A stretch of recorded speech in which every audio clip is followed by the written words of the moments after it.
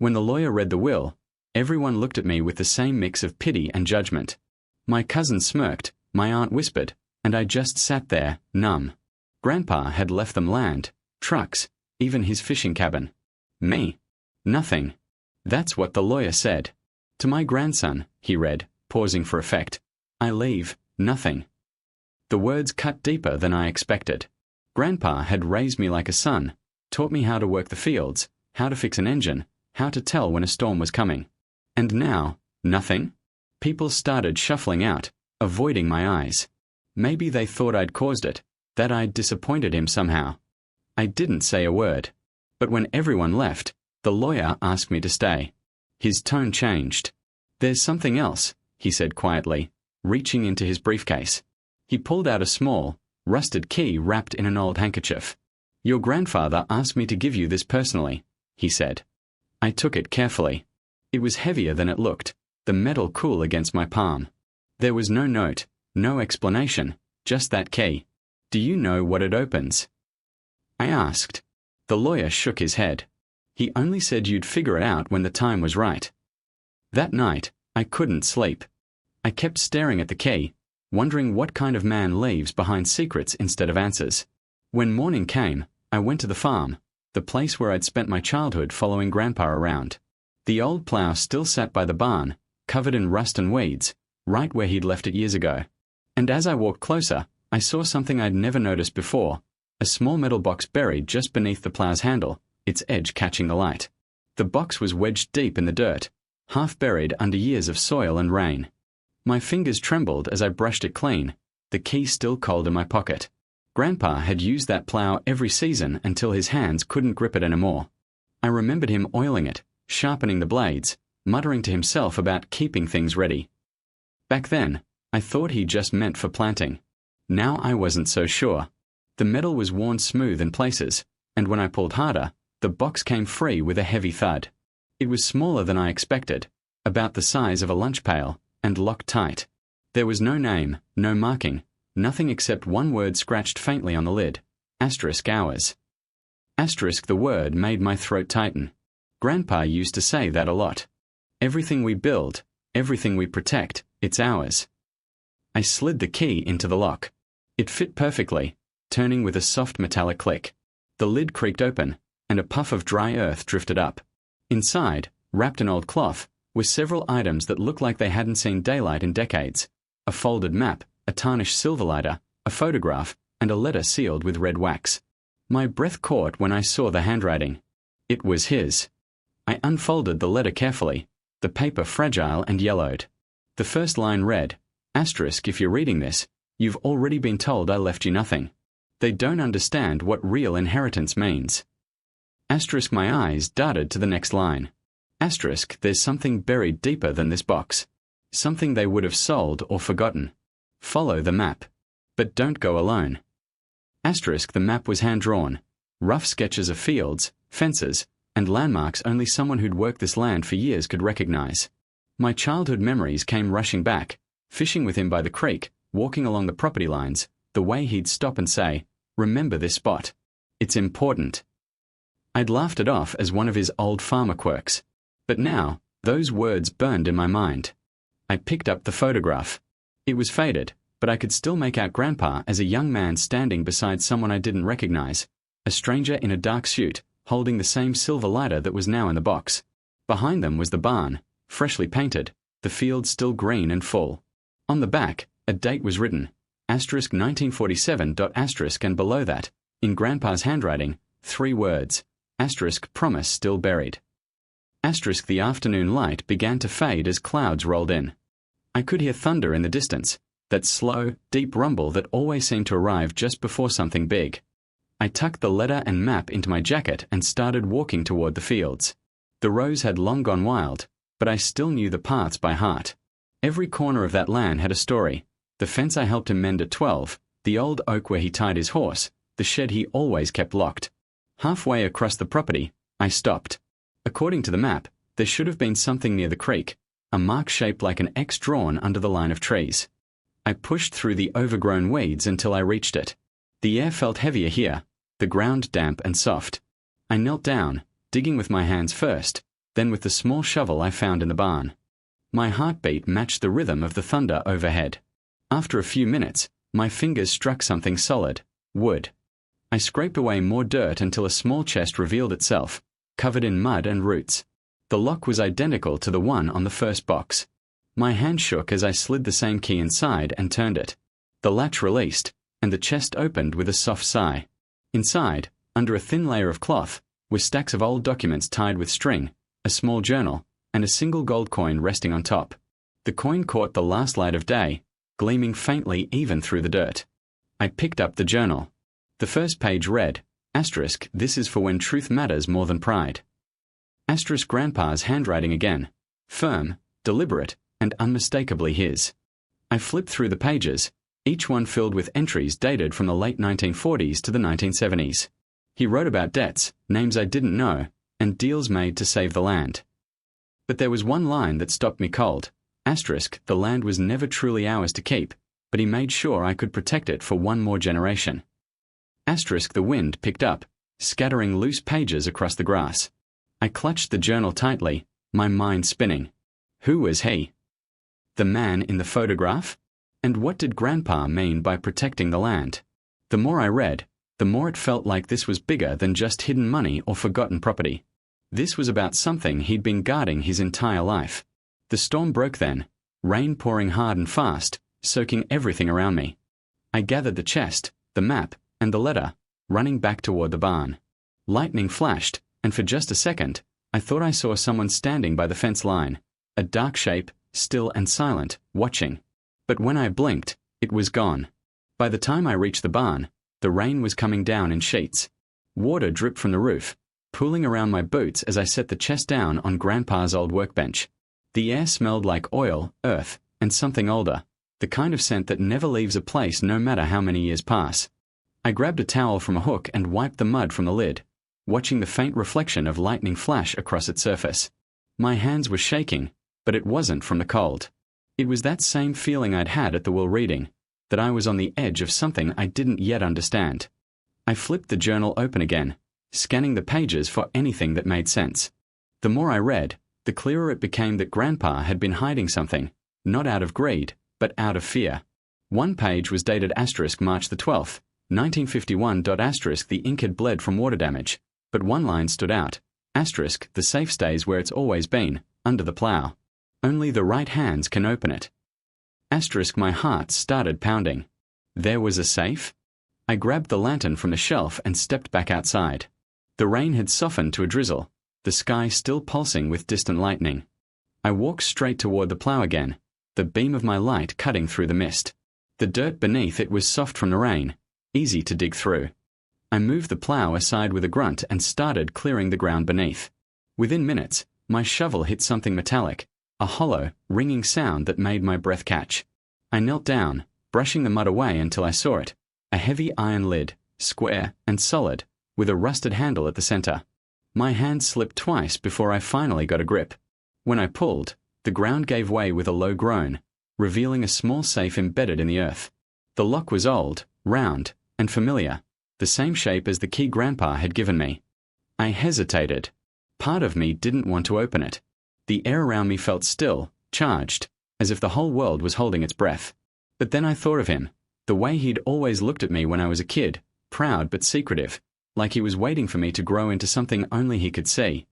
I slid the key into the lock and turned. The click echoed through the quiet yard. When I lifted the lid, a faint smell of oil and metal filled the air.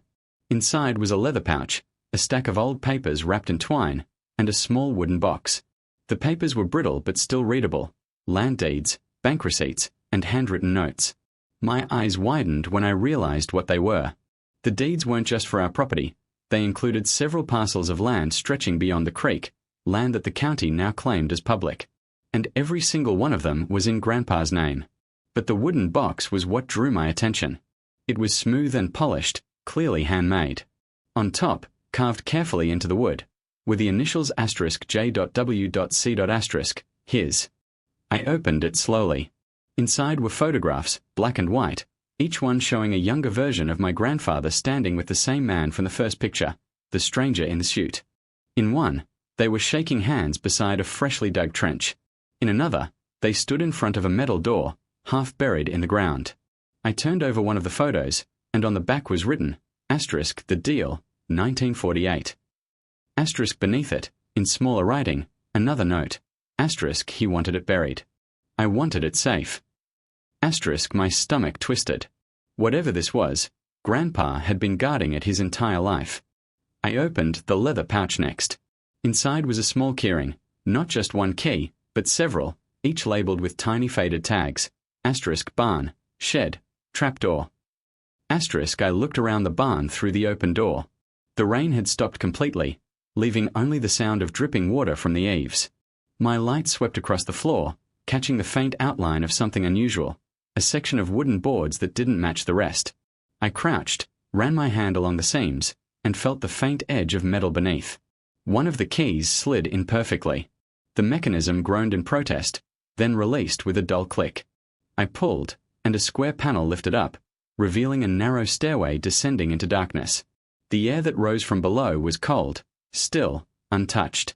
My throat went dry. Grandpa had always said the barn was off limits after dark. I thought it was because of snakes or nails or old machinery. But now I knew better. I took a deep breath and stepped closer. The stairs creaked as I placed my foot on the first step. A drop of water fell from the ceiling, hitting the top of the safe with a hollow echo. The lantern light flickered, throwing shadows across the walls. For a moment, I thought I heard something. Not wind, not rain, but the faintest sound of metal moving below. I froze, listening. Then, with my heart pounding, I started down into the dark. The steps were narrow and uneven, carved deep into the earth beneath the barn. The air grew colder the further I went, heavy with the scent of soil and iron. My lantern's flame flickered against the walls, revealing old boards, stone, and, every so often, what looked like metal embedded beneath the surface. The deeper I descended, the more I felt it, an unease that wasn't quite fear, but something close. It was the same feeling I'd had as a kid when Grandpa would stop mid-conversation, glance toward the fields, and go quiet for no reason at all. At the bottom of the stairs, the passage opened into a small underground chamber. The walls were lined with shelves, some filled with jars, others empty but coated in dust. In the center stood a large, flat object draped with an old top. Water dripped from somewhere above, each drop echoing sharply in silence. I set my lantern on the floor and reached for the top. The fabric tore as I pulled it, revealing a steel door, upright and sealed into the wall. The word *safe* was stenciled faintly across it, nearly worn away by time. My pulse quickened. This had to be what Grandpa meant. The safe under the plow, literally beneath it all along. But as I wiped the dust from the metal, I noticed something strange. Around the edges were welded plates, like someone had reinforced it to keep something *, not out. I stepped back, the lantern light trembling against the steel. The key I'd used before felt suddenly heavier in my pocket. I hesitated, turning it in my hand. It looked too small for a door that size, but when I tried the lock, it slid in perfectly. The mechanism resisted for a moment, then clicked with a sharp metallic snap that echoed through the chamber. The door creaked open an inch, then stopped, caught on something. I pushed harder, and the rust gave way. Inside, the light revealed rows of metal boxes stacked neatly on wooden shelves. But what caught my breath was what hung on the far wall, a faded American flag, folded once and pinned beneath glass, with a photograph of Grandpa standing in uniform beneath it. The same stranger from the other photos stood beside him. I stepped closer, my lantern catching on the edge of something shiny beneath the shelves. Gold, real gold, in bars no larger than my palm. I counted at least a dozen before I stopped myself. Grandpa had never been rich. He worked sunup to sundown just to keep food on the table. Where had this come from?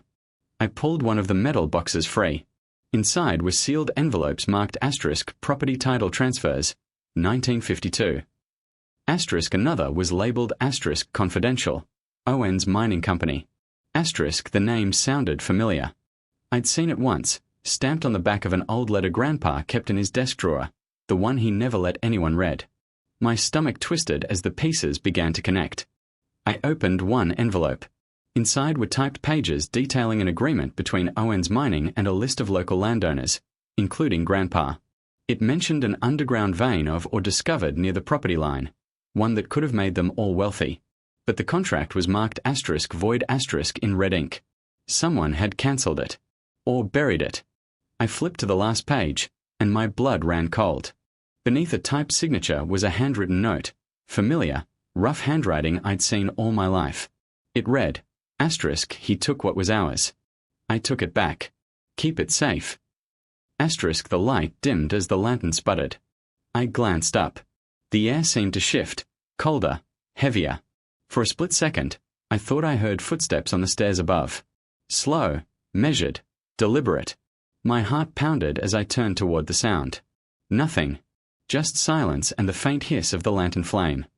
I took one last look around the chamber. Every corner whispered history. Every scrap of paper was proof that Grandpa had carried a secret big enough to change everything we thought we knew about him, and this land. The safe wasn't just hiding money. It was hiding truth. Something valuable enough to guard for decades. Then, just as I reached for the lantern to leave, the flame flickered out completely. And in the pitch black, I heard it again. Those same footsteps, only this time, they were coming closer.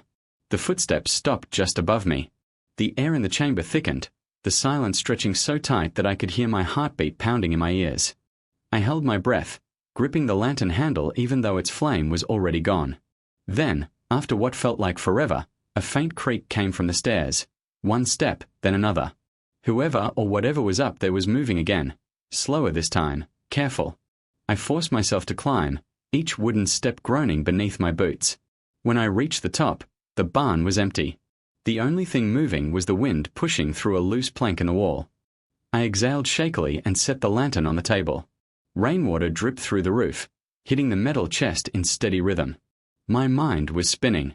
The documents, the gold, the deals, it all pointed to something Grandpa had fought to protect. But from who?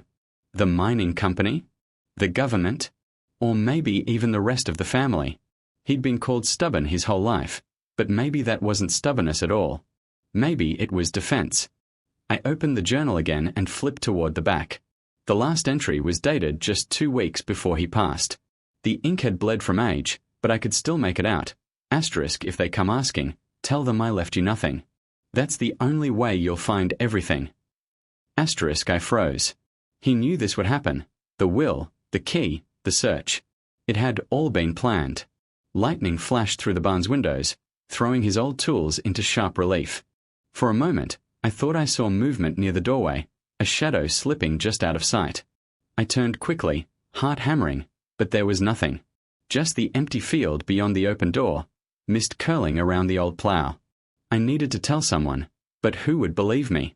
That my dead grandfather had hidden an underground vault filled with evidence, gold, and secrets buried for generations? The rest of the family already thought I was lucky to have even gotten the key. If they knew what I'd found, they'd tear the land apart to claim it. I pulled the safe shut, sealing it again. As the lock clicked, I felt an odd peace settle over me, like the air itself had exhaled. When I turned back toward the barn door, the faint glow of dawn was breaking over the fields. The rain had stopped, and fog rolled low over the grass. I stepped outside, the earth soft beneath my boots. The plow still stood where it always had, motionless, its rusted blades catching the first weak light of morning. As I approached it, something caught my eye, a small metal tag hanging from the handle, one I was sure hadn't been there before. I leaned closer. It was engraved with 3 words, *, you kept it. *, my throat tightened. I looked around instinctively, half expecting to see him standing there, the old man with the quiet smile and hands rough from work. But the yard was empty. Only the wind moved through the trees. I knelt beside the plow and ran my fingers along the dirt where the safe had been buried. Everything was back in place, like it had never been disturbed. But I knew better. Grandpa's secret wasn't just what he'd hidden underground. It was the reason he trusted me with it, not because I deserved riches, but because I understood the one thing he always believed. Some things aren't meant to be taken. They're meant to be protected. As I stood, the sun finally broke through the clouds, a warm orange glow washing over the field. For a brief second, it felt like the land itself was breathing again, alive, awake, grateful. I turned toward the house, the key still in my pocket, heavy and warm. Behind me, the plow creaked once in the breeze, the faintest sound of metal shifting against the earth, like it was saying goodbye.